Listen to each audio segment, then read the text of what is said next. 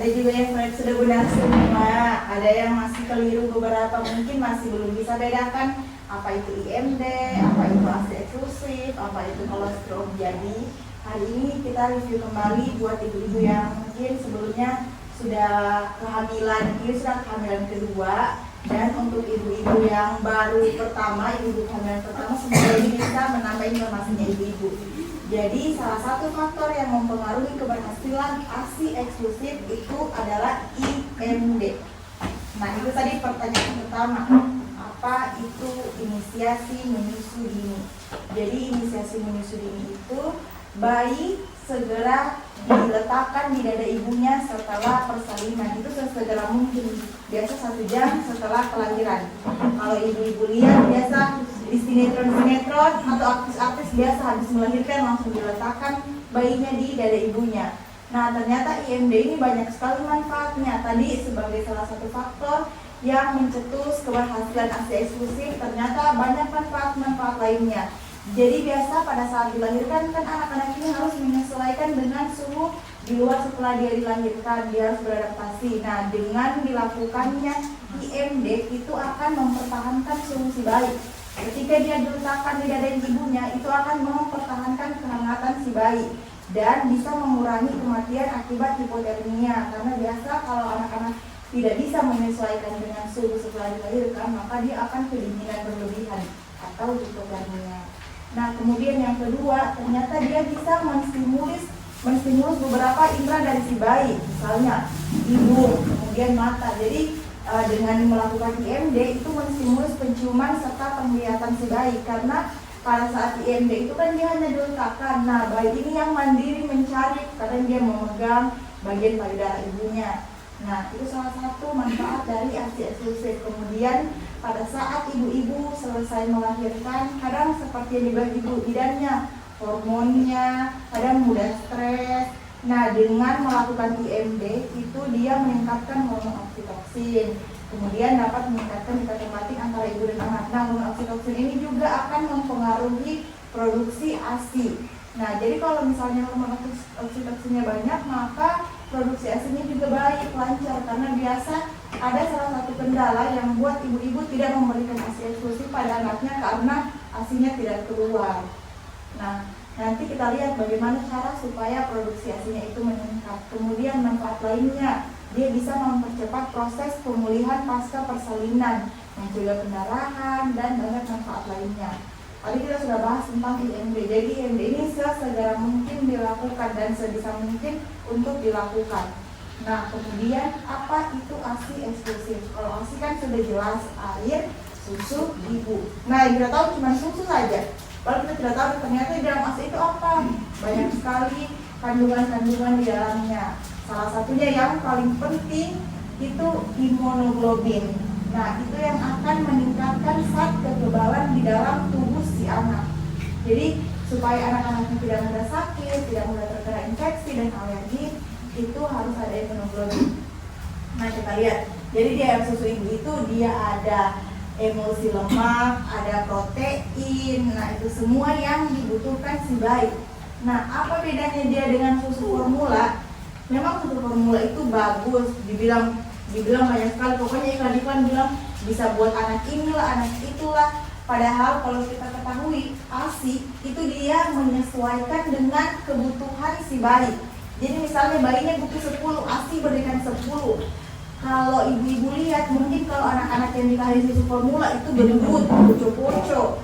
Tapi ibu-ibu tidak tahu ternyata ada juga dampak buruknya. Jadi masalah gizi itu tidak hanya kurang gizi, tidak hanya anaknya kecil dibilang kok kena masalah gizi nih. Ternyata anak-anak yang punya berat badan berlebih itu juga masalah gizi, namanya obesitas. Jadi kita harus tahu kebutuhan si bayi nih. Jangan karena mau dibilang anaknya poco-poco, dikasihlah susu ini, susu itu. Ternyata anak-anak ini cuma butuh ASI. Jadi kalau ibu tahu sebenarnya ASI ini sulit untuk dijabarkan karena dia paling tahu kondisi si bayi. Kalau ibu perhatikan, yang ibu-ibu senior, kalau misalnya anaknya sakit, ASINya pasti bakal berbeda kalau anaknya sehat.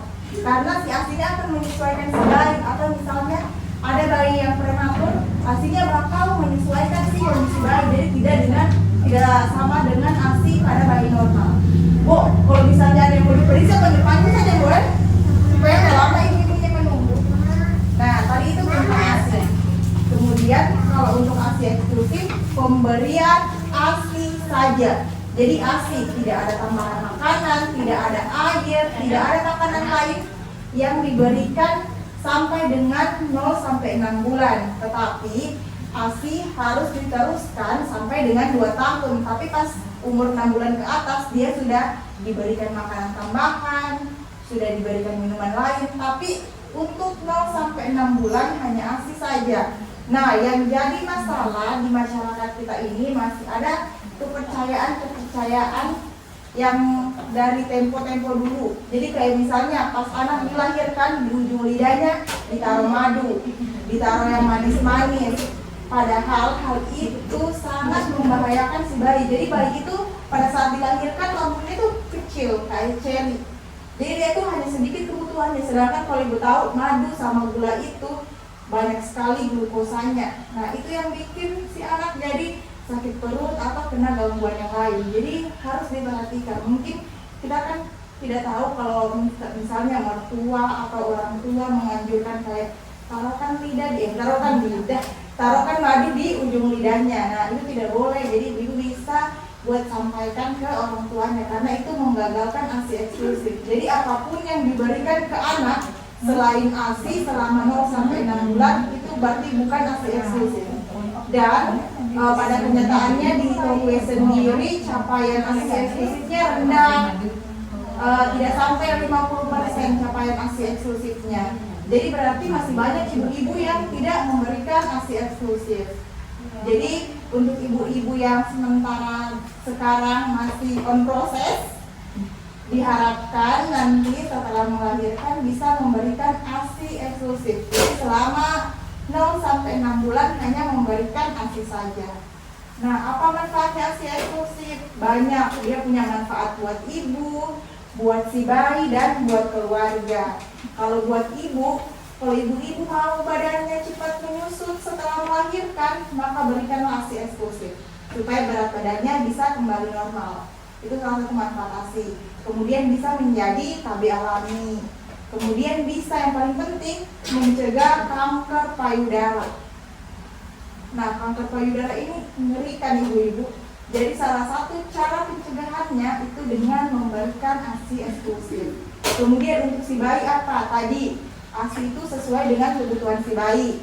Kemudian karena ada imunoglobulin, ada zat kekebalan di dalam ASI, maka dia dapat mencegah infeksi, kemudian mencegah alergi, dan yang paling penting mencegah stunting. Nah, di sini ada juga desnya. Stunting ini masalah kan ibu? Pokoknya jangankan di kantor desa sampai di kecamatan, ibu-ibunya disuruh kumpul, PKK-nya disuruh kumpul, stunting terus yang dibahas. Nah, kita sebagai masyarakat sipil yang taat sama pemerintah, khususnya pemerintah desa, jadi kita berkontribusi untuk mencegah stunting, salah satunya dengan memberikan ASI eksklusif. Jadi kalau ibu-ibu sudah memberikan ASI eksklusif, berarti ibu-ibu memberikan kontribusi untuk desanya supaya tidak ada angka stunting di desanya. Nah, kalau ibu-ibu ketahui juga, karena ASI sangat banyak manfaatnya, dia bisa menstimulus pembentukan otak sehingga anak-anaknya nanti bisa pintar, pembentukan otaknya bisa sempurna. Jadi banyak sekali manfaat dari ASI eksklusif untuk si bayi. Kalau untuk keluarga ada lagi, ibu-ibu jadi hemat. Sekarang kalau ibu-ibu masuk ke Alfa, ke Indo, di paling depan itu susu ditaruh dan harganya 200-300 ribu. Kalau ibu-ibu belikan sayur, satu kebun barangkali dibeli itu. Daripada ibu-ibu belikan anak-anaknya susu formula, mending makanan atau uangnya itu dibelikan untuk makanannya itu. Jadi pada saat setelah melahirkan, yang penting itu bukan cuma si bayi, tapi kesehatan si ibu. Nah, jadi jangan sampai keluarganya, mertuanya, suaminya hanya fokus ke si bayi.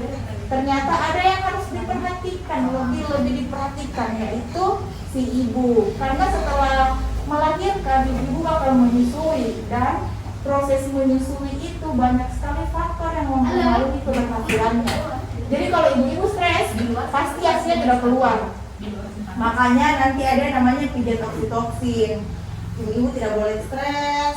Ibu sebisa mungkin harus bisa mengatur moodnya. Karena kapan ibu stres, tidak bisa keluar asinya. Nah, selain tadi hemat, dengan menyusui juga praktis. Bayangkan kalau ibu kasih susu formula anaknya. Biasa anak kecil itu malam menangis. Ini semua ngantuk, mau tidur kasih menyala kompor, mau kasih air panas lagi.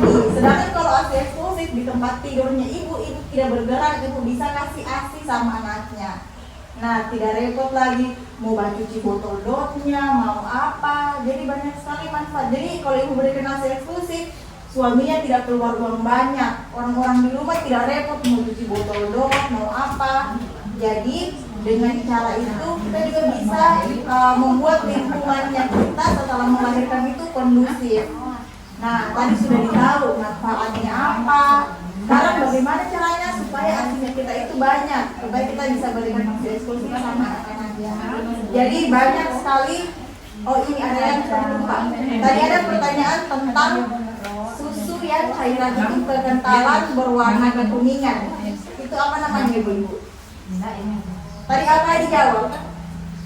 Yang dia kental, terus dia berwarna kekuningan, dia ada zat kekebalannya. Nah, apa itu? Mana ibu senior ini? Apa namanya itu? Jadi kalau ibu-ibu lihat ini ibu asi itu sama saja. Ternyata asi itu ada stadium-stadiumnya. Jadi yang paling pertama itu namanya kolostrum. Nah, kolostrum itu dia keluar pada hari pertama sampai dengan hari ketiga. Apa tanda-tandanya? Dia cairan yang dikeluarkan berwarna kekuningan, kemudian dia kental. Nah, di kolostrum ini dia mengandung 8,5% protein, ada lemaknya, ada karbohidratnya, vitamin, mineral, dan yang paling penting IgA, imunoglobulin itu. Jadi pada hari pertama sampai hari ketiga itu namanya kolostrum. Jadi sebisa mungkin itu yang ibu-ibu berikan ke anaknya, karena itu yang paling tinggi proteinnya, paling banyak imunoglobulinnya. Kemudian pada hari keempat sampai hari ke-10 dia namanya itu asi transisi. Nah, asi transisi ini keluar pada hari keempat sampai dengan hari ke-10. Jadi dia cairannya sudah warna putih, sudah tidak kekuningan lagi. Kemudian dia volumenya sudah meningkat karena menyesuaikan dengan kebutuhan bayi. Karena bayi ini semakin hari semakin meningkat kebutuhan asinya. Kemudian yang terakhir asimatur. Asimatur itu dia dari hari ke-10 sampai dengan ibu memberikan asi. Jadi misalnya ibu berikan sampai 2 tahun, berarti itu namanya asimatur. Dia yang meningkat kandungan karbohidratnya, karena itu pasti untuk energinya si bayi. Nah, jadi ibu bisa tahu tadi apa yang warna kekuningan. Sebentar ditanya lagi, asi apa yang dia berwarna kuning kental? Jadi jawabannya kolostrum. Jadi kolostrum itu yang harus diberikan sama anaknya. Nah, kemudian kita lihat bagaimana cara meningkatkan produksi ASI. Jadi setelah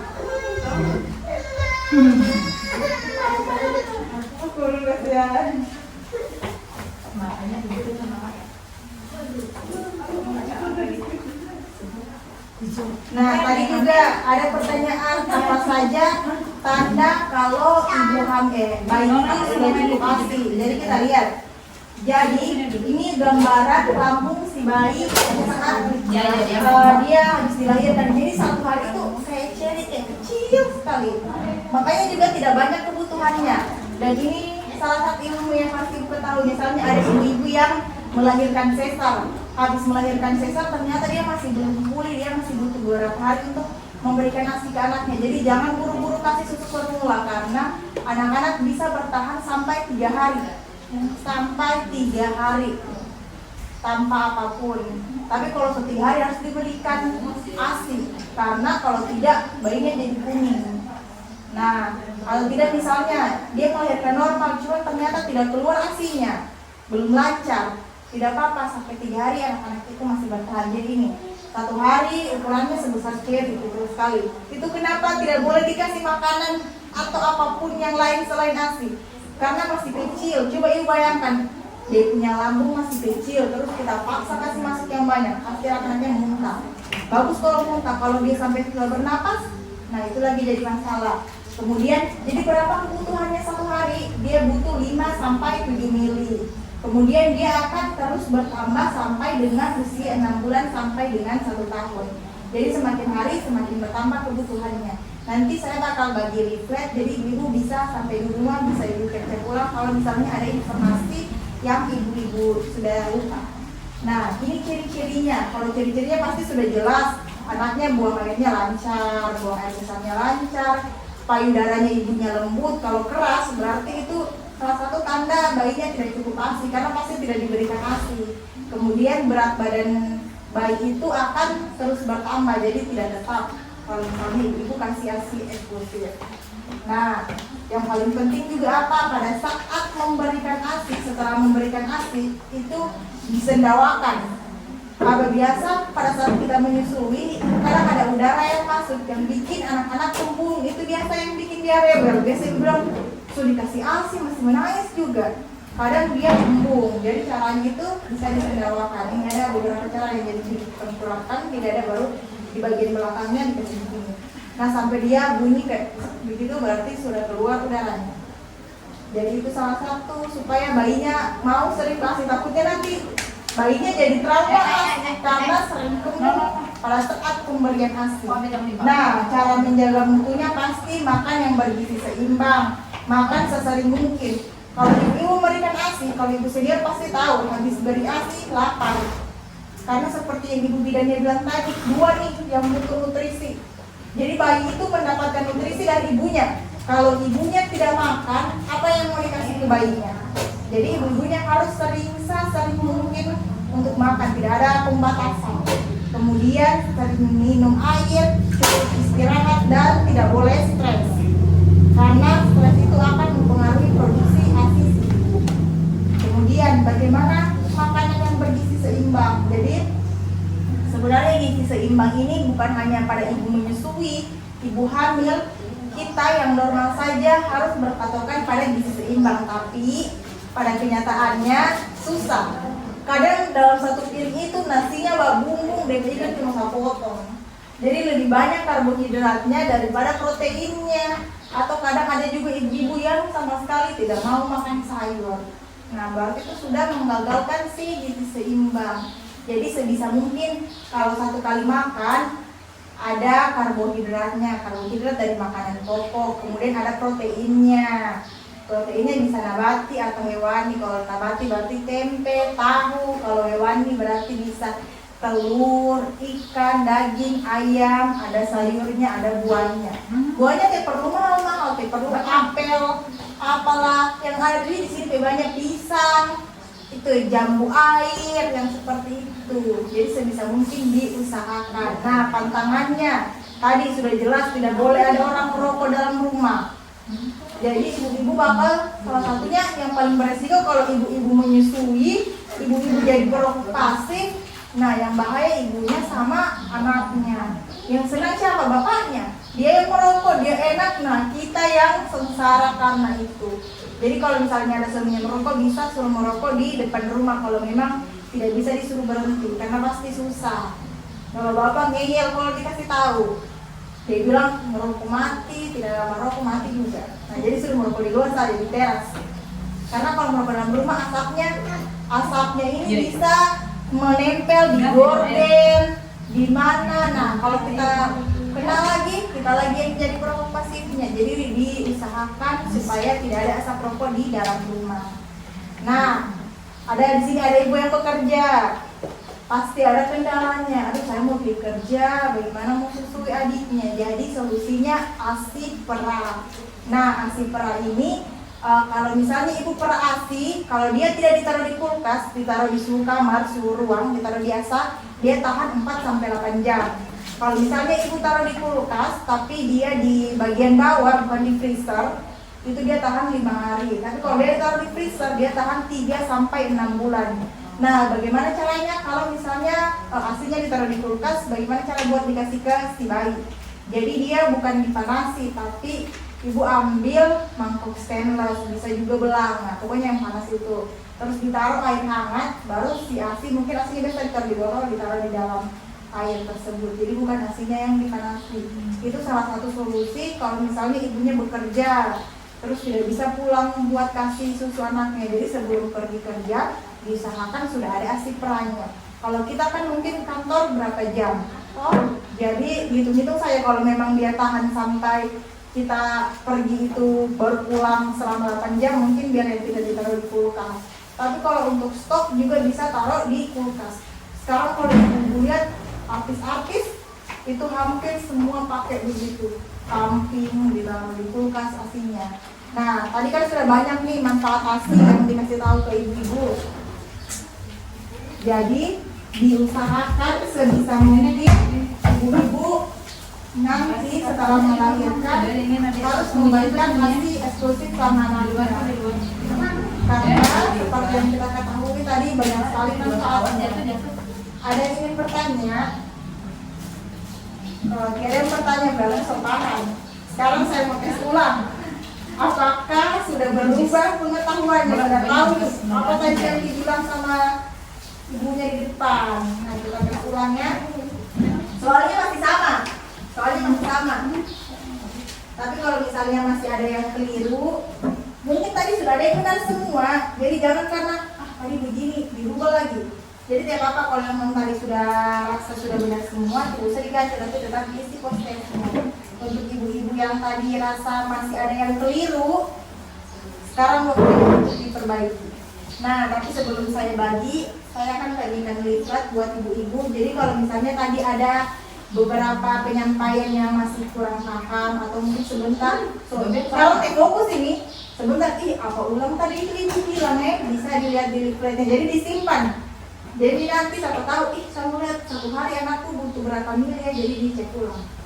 Tadi ibu bisa dibawa pulang, dibaca-baca, kalau tidak dikasih baca suaminya, supaya suaminya yang merokok tidak merokok lagi di dalam rumah.